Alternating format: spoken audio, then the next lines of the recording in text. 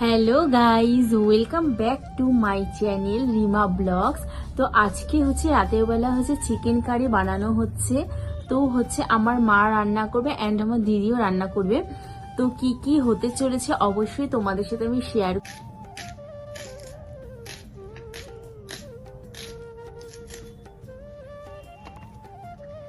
চিকেনগুলো মা ম্যাগিনেট করছিল সমস্ত মশলা দিয়ে।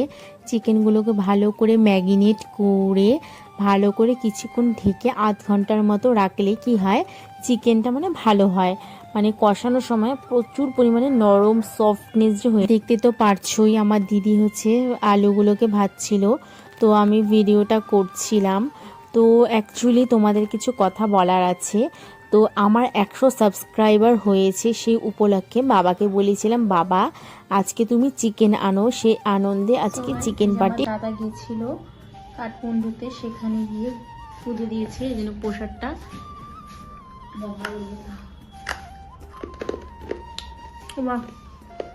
খুবই টেস্ট জিনিসটা। সো ফাইনালি চিকেনটা দেখতেই পারছো কষানোর জন্য বসিয়ে দেওয়া হয়েছে।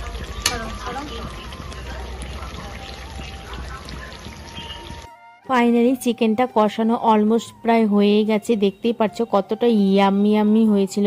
তো তারপরে আমি কষা খাওয়ার জন্য একটা লেগ পিসের মতন পিস নিয়ে নিলাম, আর মেটে আমার খুবই ভালো লাগে, সেই মেটেটা নিয়ে নিলাম।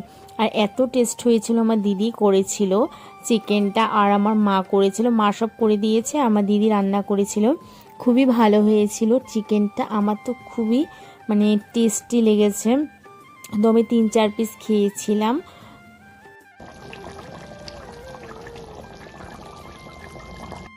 ফাইনালি গাইজ আমি রাইস নিয়ে চিকেন স্যালাড লঙ্কা সমস্ত কিছু নিয়ে বসে পড়েছি খেতে। তো গরম গরম ভাত ছিল, গরম গরম মাংস ছিল, সেই খেলাম স্যালাড ট্যালাড দিয়ে।